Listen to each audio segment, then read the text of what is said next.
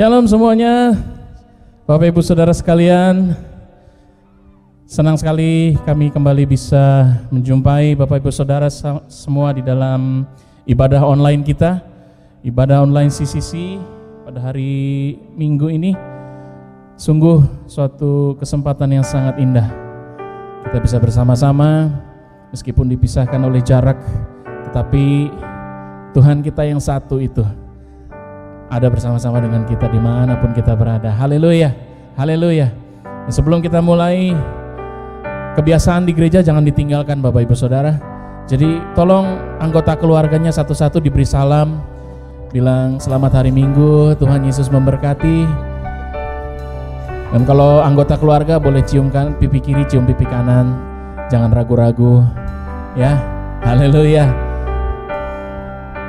Sungguh kita bersuka cita dalam hadirat Tuhan, karena Dia adalah milik kita yang berharga. Amin. Dialah harta kita, dan kita bersama-sama akan meninggikan Dia pada saat ini. Bapa di dalam surga, kami membuka hati kami bagimu. Kami ingin memuji-Mu dan kami ingin memuliakan Engkau. Dan kami berdoa biarlah pada saat ini pengurapan-Mu turun ke atas kami. Roh Kudus turun ke atas kami semua, sehingga kami boleh merasakan hadirat Tuhan dengan cara yang belum pernah kami rasakan sebelumnya. Suatu lawatan yang manis, suatu lawatan yang indah, yang kuat di tengah-tengah kami. Dan kami percaya kami akan dipulihkan oleh Tuhan, kami akan diperbaharui oleh Tuhan. Di dalam nama Tuhan Yesus Kristus kami membuka ibadah kami pada pagi hari ini. Haleluya, haleluya.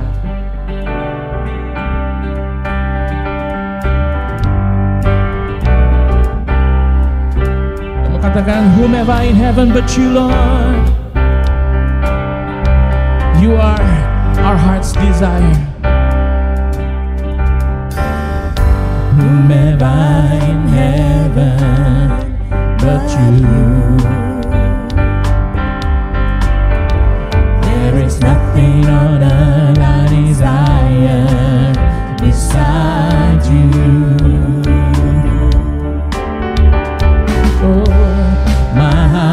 My strength many times they fade, but there is one truth that always will prevail. God is the strength of my heart. God is the strength of my heart. God is the strength of my heart. Portion forever, forever. Kita katakan, hanya Kau milikku di surga, hanya Kau milikku di surga. Oh yes Lord, tiada yang ku ingini di bumi, hanya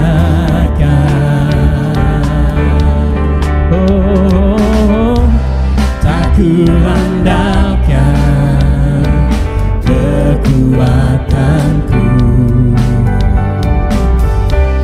namun yang pasti kan kekal selamanya. Allah sumber kuatku, ya Allah sumber kuatku, Allah sumber kuatku dan bagianku selamanya. Allah sumber kuatku, Allah sumber kuatku, Allah sumber kuatku dan bagianku selamanya. Sekali lagi, Allah sumber kuatku, Allah sumber kuatku, Allah sumber kuatku dan bagianku selamanya. Allah sumber kuatku, Allah sumber kuatku, Allah sumber kuatku dan bagianku selamanya.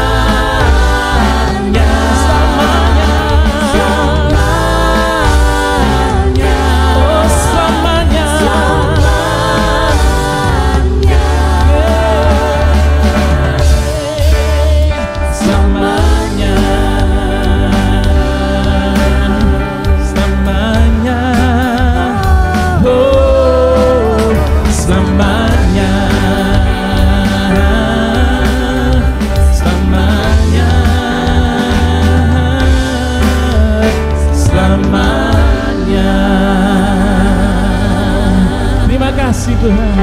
Terima kasih Tuhan. Haleluya. Haleluya. Engkaulah harta kami yang paling berharga ya Tuhan. Dan ketika seluruh dunia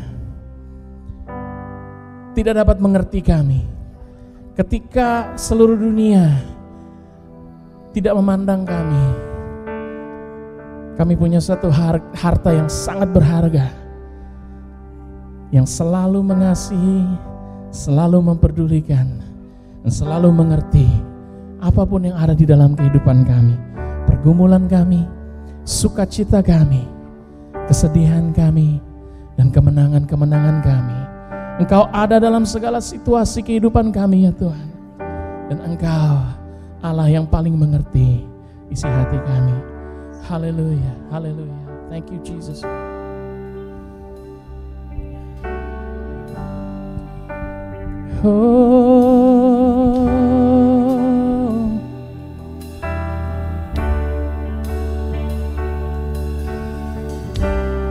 Sungguh Tuhan,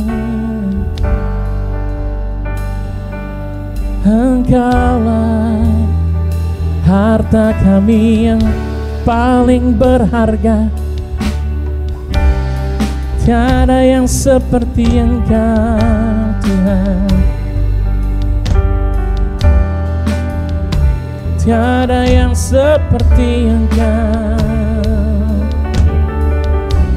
Haleluya.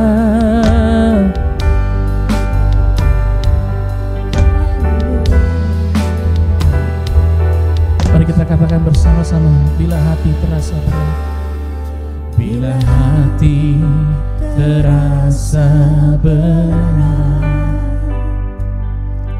tak seorang pun mengerti bebanku. Ku tanya Yesus, apa yang harus ku buat? Dia berfirman, mari datanglah. Dia selalu pedulikan aku. Ku datang Yesus, Dia pikul segala bebanku. Sujud di hadiratnya, ku bawa hidupku. Ku terima anugerahnya, Dia ampuniku dan bebaskanku. Dia ubah hidupku, baharui hatiku. Sesuatu terjadi saat datang di altarnya.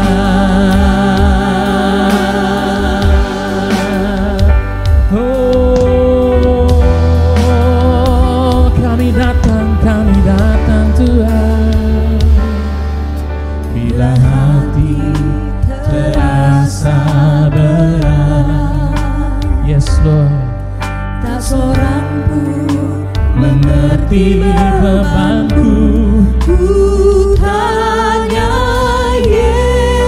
Yesus, apa yang harus ku buat?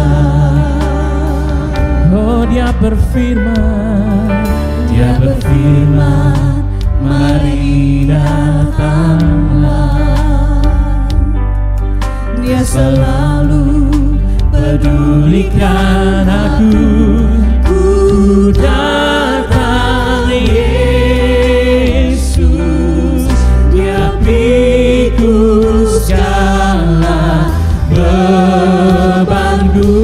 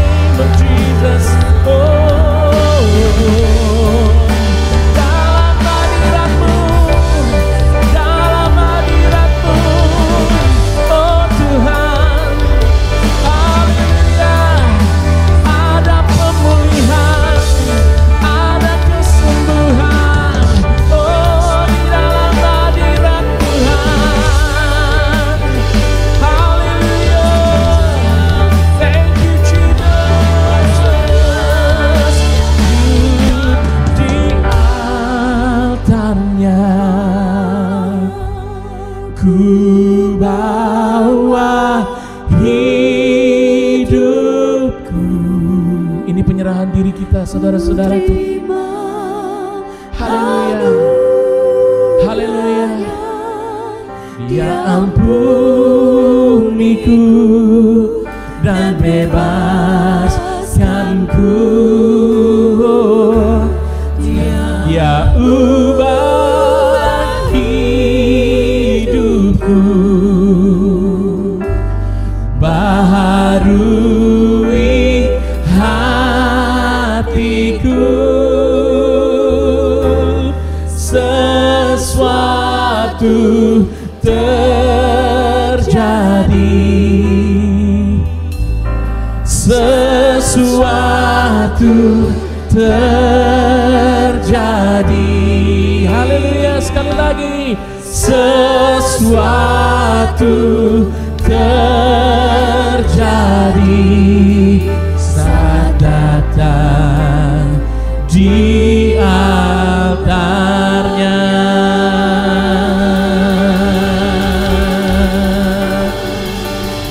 Haleluya, puji membuka hatimu kepadanya.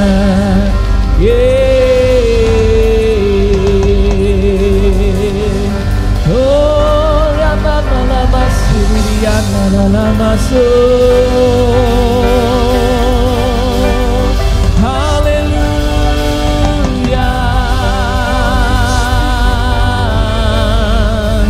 haleluya, haleluya.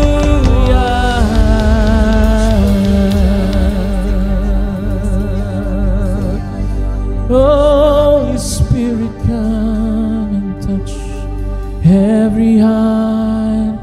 Holy Spirit, come. Oh,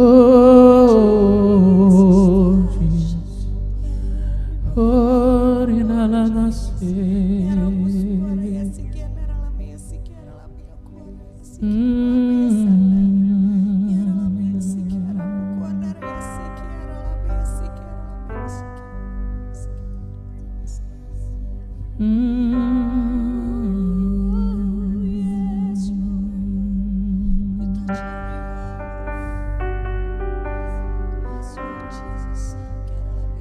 kuatkanlah dan teguhkanlah hatimu. Kuatkanlah dan teguhkanlah hatimu.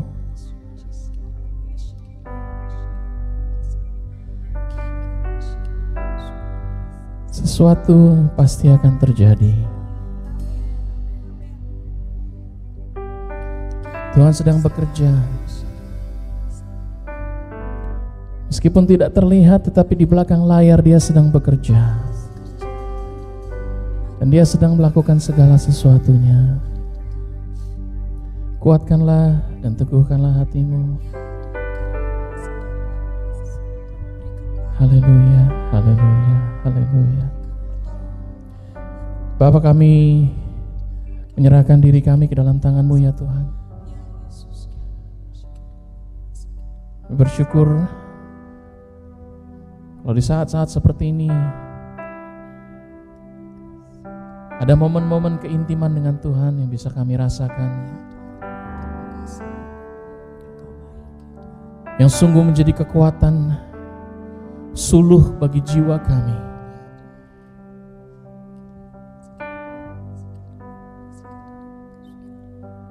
Roh Kudus,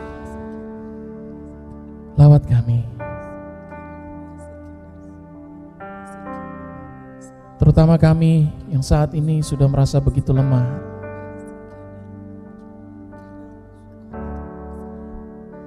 Kuatkanlah kami, kuatkanlah iman kami,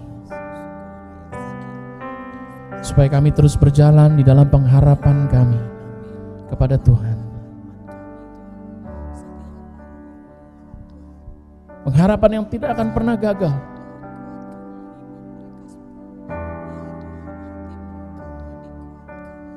Kami menaruh pengharapan kami kepada Kristus, karena Kristus cukup bagi kami. Kristus cukup bagi kami.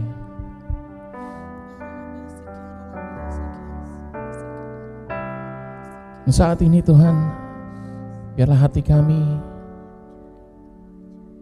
akan kembali disegarkan oleh firman Tuhan, yang akan berbicara langsung ke dalam roh kami, kepada jiwa kami, menguatkan kami, meneguhkan kami. Firman-Mu yang selalu menjadi sumber kekuatan bagi kami, Tuhan menopang kami, menolong kami kembali menghadapi minggu ini. Minggu yang kembali kami tahu masih berat, masih sulit, tetapi kekuatan yang daripada Tuhan itulah yang akan memampukan kami. Kami membuka hati kami lebar-lebar, telinga rohani kami pasang. Kami mau menangkap rema itu, kami mau menangkapnya, dan kami tidak mau melepaskannya, karena itulah yang akan menguatkan kami, meneguhkan kami. Dalam nama Tuhan Yesus Kristus, hamba-Mu mengurapi telinga setiap anak-anak-Mu yang mendengarkan dari rumah mereka masing-masing atau dimanapun mereka berada. Telinga rohani mereka dibukakan di dalam nama Tuhan Yesus Kristus. Pada hari ini mereka harus mendengar Tuhan berfirman langsung ke dalam kehidupan mereka. Di dalam nama Tuhan Yesus Kristus, firman itu akan menghidupkan kami, menguatkan kami. Terima kasih Bapa, terima kasih. Kami buka hati kami sambut firman-Mu. Di dalam nama Tuhan Yesus Kristus, Tuhan dan Juru Selamat kami yang hidup, kami sudah berdoa dan mengucap syukur. Haleluya.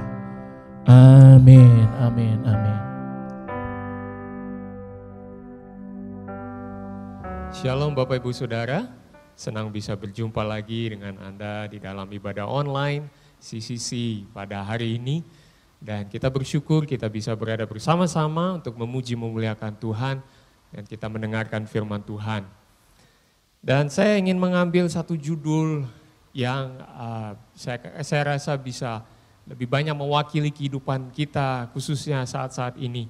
Apa yang sedang terjadi di dalam kehidupan kita khususnya dalam masa pandemi ini, dan apa yang sebenarnya menjadi rencana Tuhan di dalam kehidupan kita. Dan saya mau mengajak kita untuk melihat bahwa di dalam pandemi ini Tuhan masih tetap bekerja di dalam kehidupan kita untuk mengubahkan kita. Dan saya mengambil judul Bersiaplah untuk Diubahkan. Dalam dunia kekristenan, setiap pengkhotbah maupun pembicara dalam KKR yang mungkin kita kenal, yang kita ketahui, semua memiliki kesamaan dalam sejarah kehidupan mereka. Yaitu peristiwa di mana mereka bertobat dan menerima Yesus sebagai juru selamat atas hidup mereka. Detail peristiwanya bisa berbeda-beda. Ada yang mendapat mujizat dari Tuhan, ada mujizat kesembuhan, ada yang mendapat visi dari Tuhan. Tetapi yang paling banyak terjadi adalah perjumpaan dengan Tuhan secara pribadi dalam ibadah raya. Secara khusus, peristiwa pertobatan ini disebut sebagai titik balik dalam sejarah kehidupan atau yang biasa dikenal dengan kata turning point di dalam sejarah kehidupan. Misalnya, saya ambil contoh Billy Graham mengalami pertobatan saat menghadiri ibadah KKR di Charlotte, Carolina Utara. Dan seorang apologet filsuf yang baru-baru ini meninggal karena kanker, yaitu Ravi Zacharias, mengalami pertobatan setelah ia dibacakan Yohanes 14 ayat 19 di rumah sakit dan dia mengalami kesembuhan dari Tuhan. Dan di dalam Alkitab ada satu kisah khusus tentang pertobatan dari seseorang yang tulisannya itu memenuhi 70% bahkan lebih dari seluruh kitab di dalam Perjanjian Baru. Dia adalah Paulus. Dahulu dia bernama Saulus. Dan inilah kisah pertobatannya. Saya mengajak Anda untuk melihat di dalam Kisah Para Rasul pasal yang ke-9 ayat 1 sampai dengan 19a. Ini adalah ayat-ayat yang cukup panjang, saya berikan ringkasannya saja. Tetapi Bapak Ibu Saudara di rumah silakan mengikutinya melalui pembacaan firman Tuhan. Secara ringkas, Saulus memiliki rencana untuk mengancam dan membunuh murid-murid Tuhan. Dan dia menghadap kepada imam besar untuk mendapat surat kuasa untuk melakukannya. Dan setelah dia mendapat surat kuasa itu, dia kemudian dalam perjalanan menuju Damsyik. Karena banyak murid-murid Tuhan kemudian mengungsi ke arah Damsyik. Tiba-tiba di tengah jalan, ada cahaya yang memancar dari langit. Dan terdengarlah suara Yesus yang berbicara kepada Saulus. Setelah mengalami perjumpaan dengan Yesus, matanya Saulus menjadi buta selama 3 hari dan 3 malam. Dia tidak makan dan tidak minum.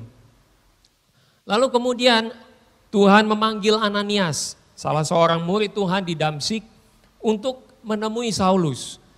Tentu kalau kita seperti Ananias, kita pasti merasa enggan. Awalnya memang Ananias enggan untuk bertemu Saulus karena reputasinya yang terkenal sebagai orang yang menindas dan membunuh murid-murid Tuhan, menganiaya mereka. Tetapi Tuhan tetap menyuruh Ananias dan akhirnya Ananias menyanggupinya. Setelah bertemu dengan Saulus, dia menumpangkan tangannya atas Saulus. Saat itu juga Saulus menjadi sembuh dan dapat melihat kembali. Setelah mengalami mujizat tersebut, Saulus meminta untuk dibaptis.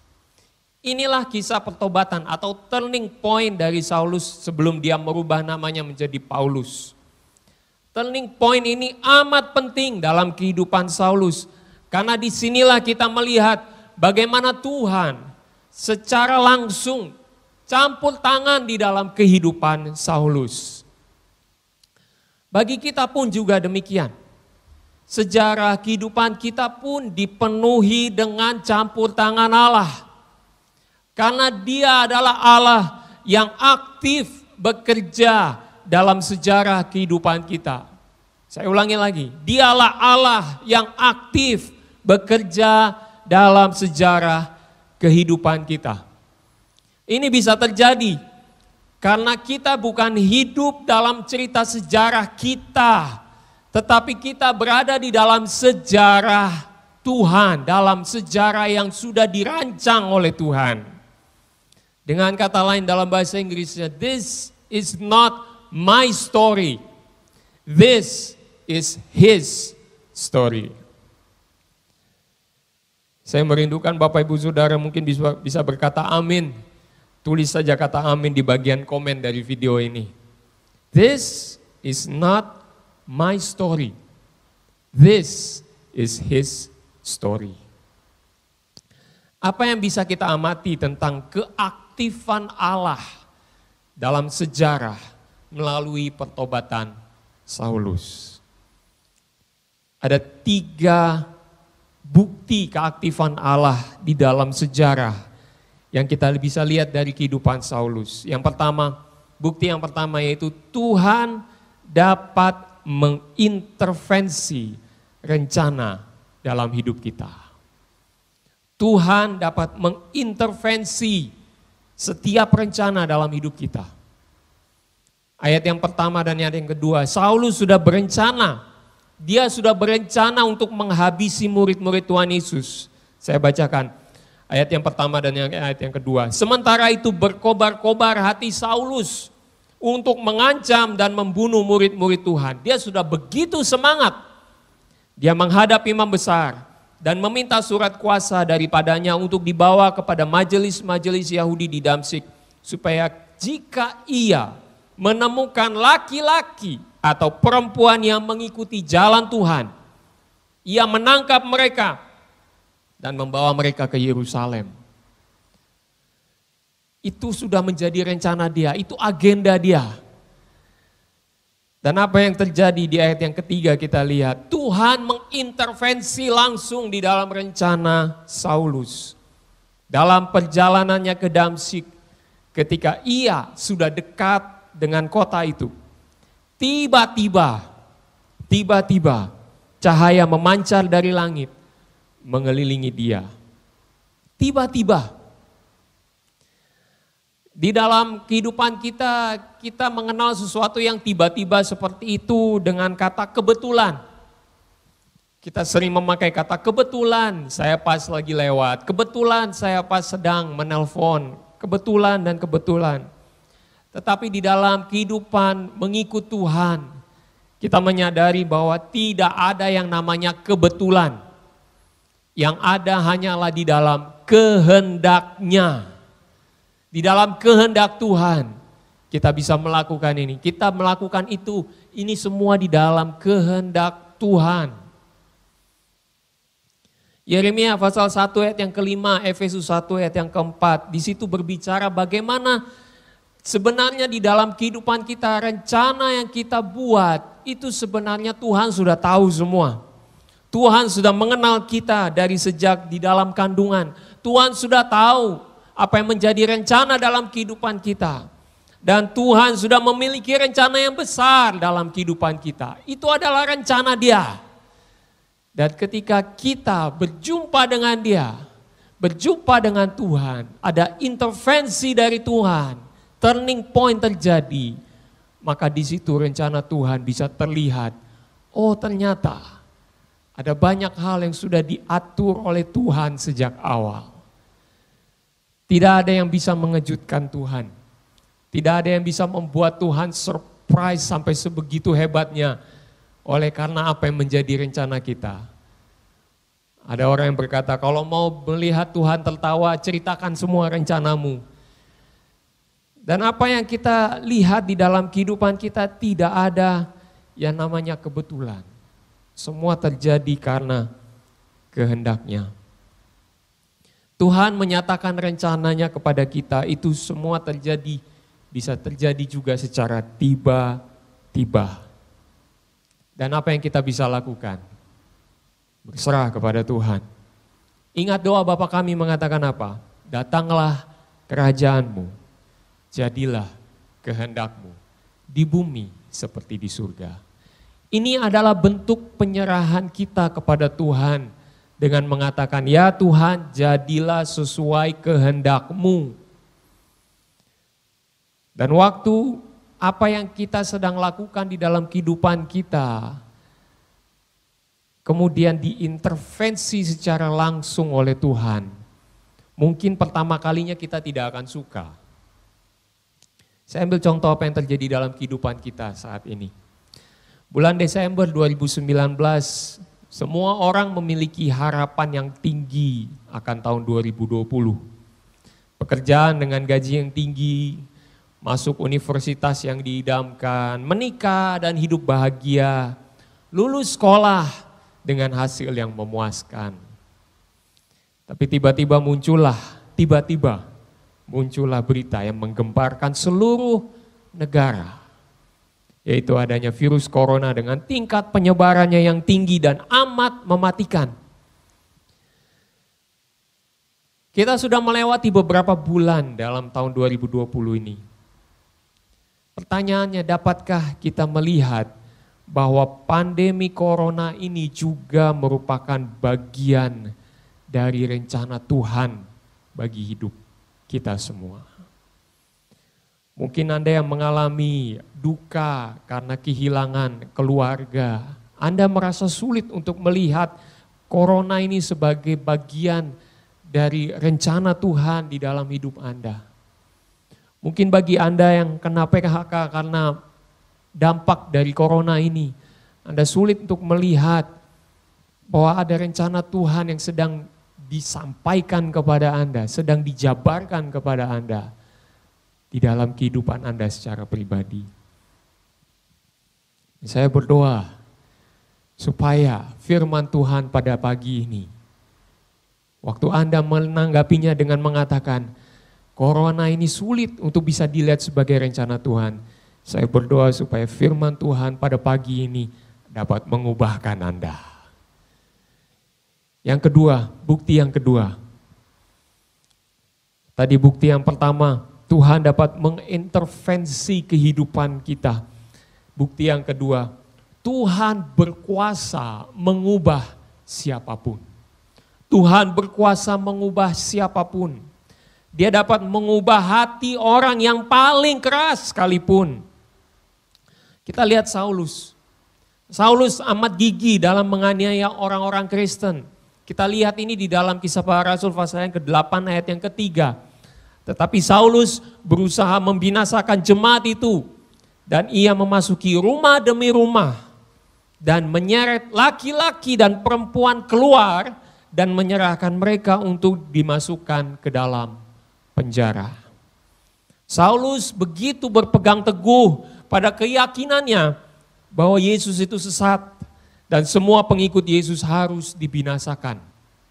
Saulus begitu berkobar-kobar untuk melakukannya. Bisa dikatakan dia seperti algojo yang siap untuk membantai setiap pengikut Kristus. Tetapi perubahan terjadi karena dia berjumpa dengan Kristus. Terjadi perubahan dalam hidup Saulus ketika dia berjumpa dengan Kristus. Saya ingin mengambil satu waktu sejenak ini untuk melihat bahwa ayat yang keempat dan ayat yang kelima dari Kisah Para Rasul pasal 9 ini begitu menarik untuk kita lihat. Saya bacakan, Saulus, Saulus, mengapakah engkau menganiaya aku, kata Tuhan. Jawab Saulus, siapakah engkau Tuhan? Katanya, akulah Yesus yang kau aniaya itu. Kalimat ini, jawaban Tuhan kepada Saulus Ini menunjukkan bahwa penindasan yang dialami oleh orang-orang percaya adalah juga kepada Yesus. Penindasan yang dialami oleh setiap pengikut Kristus itu juga ditujukan kepada Yesus. Seorang teolog bernama Jürgen Moltmann dalam bukunya berjudul The Crucified God menjabarkan bagian ini dengan menyatakan bahwa karena Kristus pernah mengalami penderitaan di dalam pelayanannya di muka bumi ini, maka bisa dikatakan bahwa melalui ayat ini Yesus sedang menyatakan dirinya menderita bersama dengan kita, umatnya. Yesus menderita bersama dengan kita. Saat kita mengalami penderitaan, saat kita mengalami penganiayaan, Yesus juga merasakannya. Dan perjumpaan dengan Tuhan ini memberi efek yang besar di dalam kehidupan Saulus. Tidak hanya suara yang dia dengar, tetapi cahaya itu menyilaukan dia. Sehingga secara fisik dia tidak dapat melihat. Perjumpaan Tuhan menimbulkan satu efek terhadap fisik seseorang. Memang tidak secara general itu terjadi, tetapi ada beberapa peristiwa yang lain dalam perjanjian lama misalnya. Ketika Yakub berjumpa dengan Tuhan, dia bergumul dengan Tuhan, kakinya terplecok. Musa berjumpa dengan Tuhan, turun dari gunung Sinai, wajahnya bersinar-sinar. Itu adalah salah satu dampak atau bisa dikatakan contoh-contoh dari dampak fisik yang terjadi ketika terjadi perjumpaan secara langsung dengan Tuhan. Tetapi ada juga yang tidak mengalami itu. Yosua tidak mengalami itu. Contoh-contoh yang lain lebih banyak tidak mengalami perubahan secara fisik. Tetapi yang jelas secara psikis, secara mental dari Saulus, dia merasakannya. Ada efek terhadap mental dia. Dia tidak dapat makan dan tidak dapat minum. Ayatnya yang ke-9 menyatakan demikian. Bukan karena kebutaannya yang membuat dia tidak bisa makan atau minum. Tetapi karena ada satu dampak yang besar yang mempengaruhi mental dia. Sehingga selama 3 hari 3 malam dia tidak bisa makan dan tidak bisa minum. Di sini saya mau katakan bahwa ketika terjadi hal seperti ini di dalam kehidupan Saulus, ini adalah tanda di mana perubahan sedang terjadi di dalam kehidupannya. Perubahan turning point ini sedang terjadi saat justru ketika Saulus mengalami kebutaan itu dan selama 3 hari 3 malam dia tidak bisa makan dan tidak bisa minum. Perjumpaan dengan Tuhan menimbulkan efek yang besar bagi dia. Dengan kata lain, perubahan dalam diri kita itu terjadi justru dalam ketidakberdayaan. Perubahan terjadi dalam ketidakberdayaan. Kalau segala sesuatu dalam kehidupan kita semuanya aman-aman saja, perubahan akan sulit terjadi. Kita akan merasa nyaman untuk melanjutkan kehidupan seperti biasanya. Tetapi karena ada sesuatu yang membuat kita tidak berdaya, ada perubahan di dalam keseharian kita yang membuat kita tidak berdaya, disitulah kemudian kita mengakui akan adanya Tuhan yang berdaulat atas hidup kita. Disitulah kita mengakui adanya Tuhan yang tetap berpegang di dalam sejarah kehidupan kita, tetap bekerja dalam sejarah kehidupan kita. Sehingga akhirnya terjadi perubahan dalam hidup kita. Perubahan terjadi dalam ketidakberdayaan. Dan mujizat yang dialami oleh Saulus itu justru mengukuhkan kebenaran akan Yesus Kristus sebagai anak Allah. Apa yang terjadi kemudian? Ketika Saulus bisa melihat kembali, hidup Saulus berubah total. Di dalam ayatnya yang ke-19b sampai dengan ayat yang ke-22, di situ terlihat apa yang terjadi dalam kehidupan Saulus. Dari seorang yang dikenal dengan pengaruh besar, kemudian dia menjadi seorang pelarian. Dia memberitakan akan nama Kristus sebagai anak Allah kepada banyak orang. Dan kemudian orang-orang itu menjadi heran, bukankah dia itu algojo yang siap membantai pengikut Kristus? Kenapa dia sekarang justru menyampaikan mengenai Kristus? Dan kemudian dia dikenal sebagai salah satu pengikut Kristus yang akhirnya juga diincar oleh orang banyak. Dia juga akan dibunuh. Dia lari. Sekalipun sudah bertobat, Saulus masih belum bisa dipercaya oleh orang-orang Kristen pada waktu itu. Sekalipun dia sudah bisa menunjukkan bahwa terjadi perubahan dalam hidup dia, tetapi kepercayaan itu tidak mudah untuk didapat. Sehingga dia lebih banyak dijauhi oleh orang-orang Kristen pada waktu itu. Kita bisa lihat di dalam pasal 9 ayat yang ke-26. Tapi puji Tuhan, Saulus tidak kemudian ditinggalkan begitu saja. Ada Barnabas di situ. Dia menerima Saulus dan meyakinkan yang lain bahwa Saulus memang betul-betul sudah bertobat karena dia berjumpa dengan Yesus secara pribadi. Itu kita bisa lihat di dalam pasal 9 ayat yang ke-27.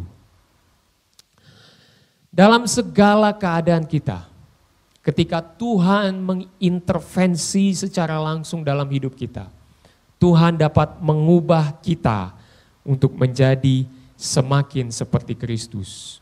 Baik dalam pikiran kita, baik dalam karakter kita, maupun dalam perbuatan kita. Saya sebut ini sebagai Christ-like mind, Christ-like character, dan Christ-like attitude. Christ-like mind, pikiran yang seperti Kristus, selalu memikirkan perkara-perkara surgawi. Di dalam Kolose pasal 3 ayat 1-2. Christ-like character, memiliki karakter yang seperti Kristus, selalu mengasihi Tuhan dan selalu mengasihi sesama. Efesus 4 ayat 17-32.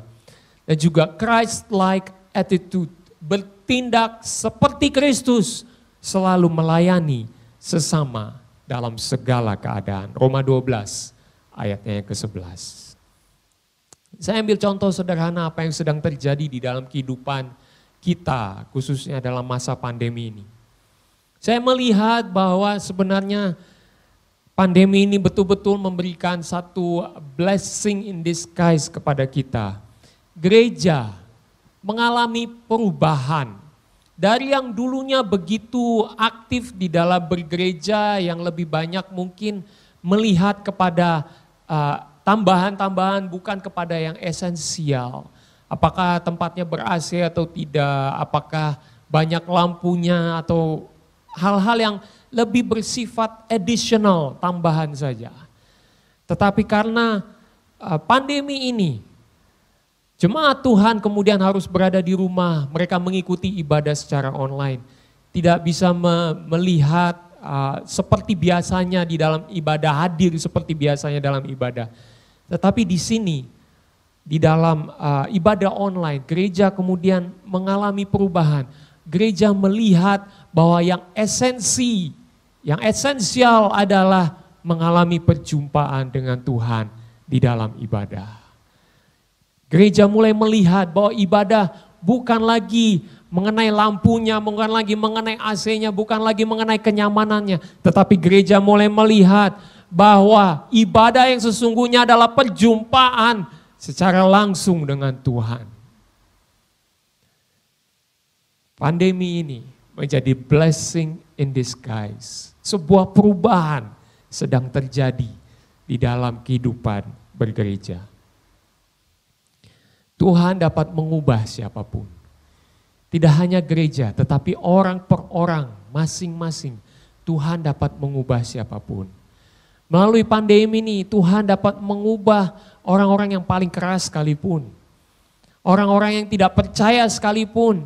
Mau tidak mau mereka akan melihat bahwa sesungguhnya ada tangan Tuhan yang mengendalikan sejarah kehidupan. di atas muka bumi ini. Dan siapapun dia harus mengakui bahwa Tuhanlah yang mengendalikan sejarah ini. Tuhanlah yang punya story, kisah yang sedang kita jalani. Story dari Tuhan, His story is what we are today. Yang terakhir, bukti yang terakhir, Tuhan memakai setiap bagian dari hidup kita. Tuhan tidak hanya mengintervensi secara langsung, tapi Tuhan juga mengubah, berkuasa mengubah, dan Tuhan juga mampu memakai setiap bagian dari hidup kita. Tidak pernah ada bagian dari sejarah hidup kita yang terbuang dengan percuma. Selalu ada manfaatnya yang Tuhan bisa pakai di dalam kehidupan kita. Kita lihat dari contoh Saulus. Tuhan memakai pengetahuan, Tuhan memakai pengalaman, dan Tuhan memakai keahlian kita. Setiap kita mulai memiliki pengetahuan tertentu, memiliki pengalaman yang mungkin tidak dimiliki oleh orang lain, memiliki keahlian yang berbeda satu sama lain. Tetapi Tuhan bisa memakai itu semua. Kisah Para Rasul pasal 9 ayatnya ke-15. Tuhan ketika berbicara kepada Ananias dikatakan, pergilah sebab orang ini adalah alat pilihan bagiku untuk memberitakan namaku kepada bangsa-bangsa lain serta raja-raja dan orang-orang Israel. Saulus punya pemahaman akan Taurat yang begitu luas. Dia orang yang terpelajar, dia orang yang tahu bagaimana berbicara, bagaimana berdebat. Dia orang yang pintar dan Tuhan bisa memakai kepintaran dia. Pengalaman-pengalamannya, koneksi-koneksinya Tuhan bisa pakai. Dan tidak hanya itu, Tuhan bahkan memakai penderitaannya. Ayatnya yang ke-16, aku sendiri akan menunjukkan kepadanya betapa banyak penderitaan yang harus ia tanggung oleh karena namaku. Penderitaan apa yang dia harus tanggung? Kemungkinan Paulus mengalami penderitaan ini seperti yang tertulis dalam 2 Korintus pasal 12 ayat yang ke-7, dia sebut ini sebagai duri dalam daging. Banyak orang berkomentar ini mungkin adalah malaria yang dia derita karena wabah malaria cukup dikenal pada waktu itu di daerah Asia. Atau juga dia mengalami kesulitan untuk melihat. Kita tidak tahu, tetapi ada penderitaan yang dia harus alami, penderitaan fisik yang dia harus alami. Tidak hanya itu, tetapi juga ada kelemahan, ada siksaan, ada kesukaran, ada penganiayaan, dan ada kesesakan yang dia harus tanggung. 2 Korintus 12 ayat yang ke-10. Karena itu aku senang dan rela di dalam kelemahan, di dalam siksaan, di dalam kesukaran, di dalam penganiayaan, dan kesesakan oleh karena Kristus. Sebab jika aku lemah, maka aku kuat. Tuhan memakai penderitaan Saulus untuk memuliakan namanya. Tuhan juga bisa memakai penderitaan kita untuk memuliakan namanya. Tetapi perhatikan Bapak Ibu Saudara, harus ada turning point ini dulu. Harus ada pertobatan terjadi terlebih dahulu, perjumpaan dengan Tuhan terlebih dahulu. Kalau tidak ada turning point, tidak ada bagian yang bisa dipakai untuk memuliakan Tuhan. Karena pada dasarnya kita hanya memakai setiap keahlian, pengetahuan, dan pengalaman kita hanya untuk diri sendiri. Dan mari Bapak Ibu Saudara, kita melihat bahwa tidak ada bagian dalam sejarah kehidupan kita yang terbuang dengan percuma.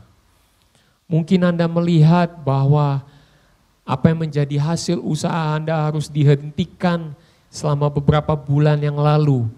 Dan Anda mulai melakukan kembali aktivitas seperti biasa. Anda mengalami kesulitan yang besar. Seolah-olah Anda mungkin merasa bahwa 3 bulan itu berlalu dengan percuma. Tetapi Bapak Ibu Saudara, tidak ada yang percuma. Tuhan bisa memakai bagian-bagian itu untuk mengubah kehidupan kita, untuk memuliakan nama-Nya. Tuhan dapat mengintervensi kehidupan kita. Dan tujuan intervensinya adalah untuk mengubah kita. Karena Dia berkuasa untuk mengubah siapapun. Dan yang ketiga, Tuhan bisa memakai setiap bagian dari hidup kita. Tidak ada yang terbuang dengan percuma. Waktu-waktu kita tidak ada yang sia-sia. Tuhan bisa memakai setiap bagian dari kehidupan kita untuk memuliakan nama-Nya. Bahkan di dalam penderitaan kita pun Tuhan bisa memakai itu untuk memuliakan nama-Nya.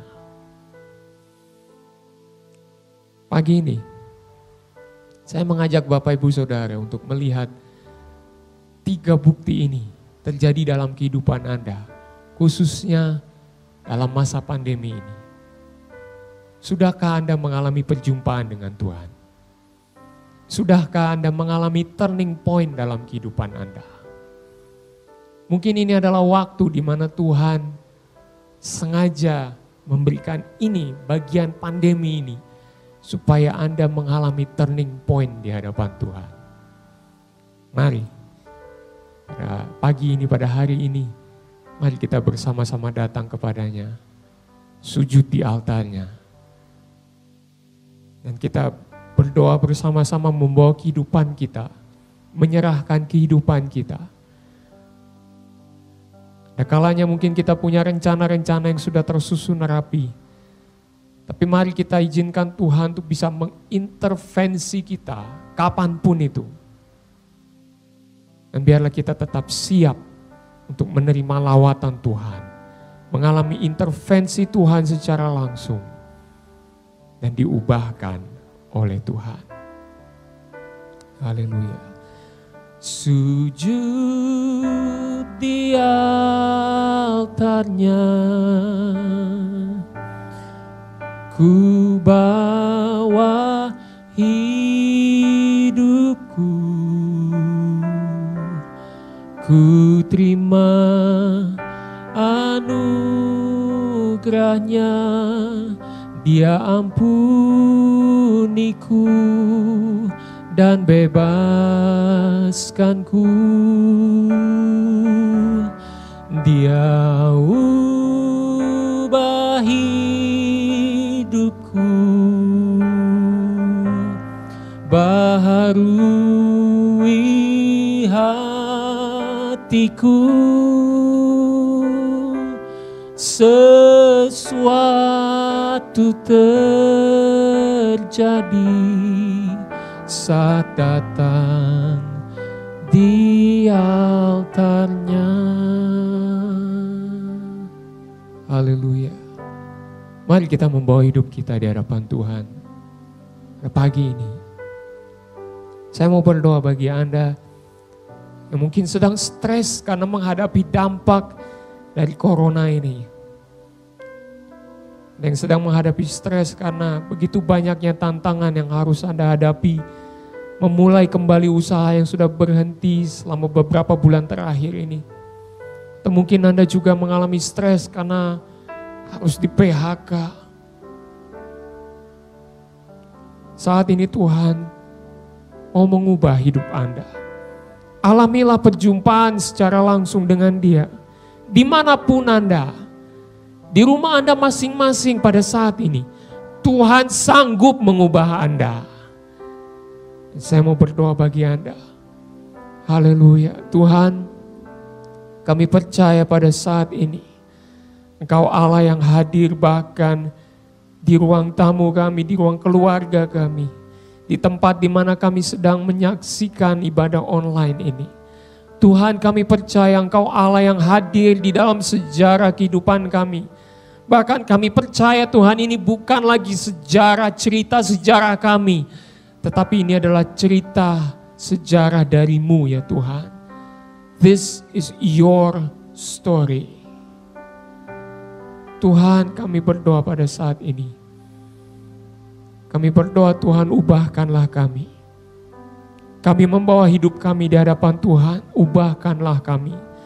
Kami percaya Tuhan, Kau sanggup mengubah kami Tuhan. Kau sanggup untuk mengubahkan setiap hati yang keras, setiap hati yang sedang berputus asa, setiap hati yang sedang saat ini merindukan akan adanya lawatan. Engkau hadir di tengah-tengah kami dan Kau melawat kami ya Tuhan. Kau sanggup mengubah keadaan kami ya Tuhan. Kami berdoa di dalam nama Tuhan Yesus. Biarlah Engkau mengubah kehidupan kami. Biarlah kami mengalami turning point di hadapan Tuhan. Kami mengalami perjumpaan secara pribadi dengan Tuhan. Dan biarlah hari-hari kami dipenuhi dengan perjumpaan dengan Tuhan. Baik di dalam doa kami merasakan jamahan Tuhan. Baik di dalam pekerjaan kami bisa merasakan jamahan Tuhan. Ada hikmat dari Tuhan yang dicurahkan bagi kami. Bahkan di dalam kehidupan sosial kami bersama-sama. Di dalam keluarga kami, biarlah damai sejahtera Allah turunlah. Dan kami percaya Engkau sedang mengubahkan kami satu demi satu. Dan Engkau siap untuk memakai setiap bagian dalam kehidupan kami ya Tuhan. Engkau siap memakai pengalaman kami, Engkau siap memakai setiap keahlian kami ya Tuhan, setiap talenta kami. Biarlah itu semua kami pakai untuk memuliakan nama Tuhan. Karena hidup kami persembahkan kepada Tuhan. Terima kasih Tuhan. Hamba-Mu juga berdoa Tuhan bagi mereka yang saat ini sedang mencari jawaban atas pergumulan hidup mereka. Bagi mereka yang sedang mencari jawaban atas pergumulan yang sedang mereka hadapi saat-saat ini berkaitan dengan peristiwa pandemi ini Tuhan, kami berdoa kiranya Engkau melawat mereka Tuhan, mengintervensi hidup mereka pada saat ini dimanapun mereka berada. Biarlah Tuhan Kau menjamah mereka satu persatu ya Tuhan, dan biarlah mereka menemukan jawaban hanya di dalam Tuhan Yesus Kristus sebagai Tuhan dan Juru Selamat pribadi. Tuhan, inilah hidup kami. Mari angkat tanganmu Bapak Ibu Saudara, dan biarlah penyerahan dirimu pada saat ini menandai satu komitmen untuk terus mengalami intervensi dari Tuhan. Haleluya. Tuhan, inilah kami mengangkat kehidupan kami di hadapan Tuhan, menyerahkan seluruh hidup kami. Tuhan, jamahlah kami, intervensi kami pada saat yang Engkau rasa paling tepat ya Tuhan. Intervensi hidup kami Tuhan.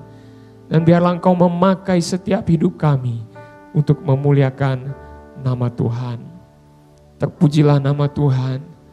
Dan biarlah Tuhan kehidupan kami, ketika kami memuliakan nama Tuhan, kami temukan bahwa turning point ini menjadi bagian terpenting dalam sejarah hidup kami. Terpujilah nama Tuhan. Dan ketika kami Tuhan berada di dalam dunia kami masing-masing, kami mohon penyertaan-Mu, kami mohon pimpinan-Mu beserta dengan kami. Dan biarlah kami terus merasakan lawatan Tuhan hari lepas hari dalam kehidupan kami. Terpujilah nama Tuhan. Bapak Ibu Saudara, saat ini ketika Engkau dalam segala keadaanmu, percayalah Tuhan hadir dan Tuhan siap mengintervensi hidupmu. Serahkanlah hidupmu kepadanya dan terimalah anugerah dari Allah Bapa, kasih karunia dari Tuhan Yesus Kristus, dan penyertaan Roh-Nya yang kudus menyertai kita semua dari saat ini sampai Maranatha Tuhan Yesus akan datang kembali. Mari katakan bersama, amin, amin. Tuhan Yesus memberkati kita semua. Sampai berjumpa dalam ibadah online selanjutnya.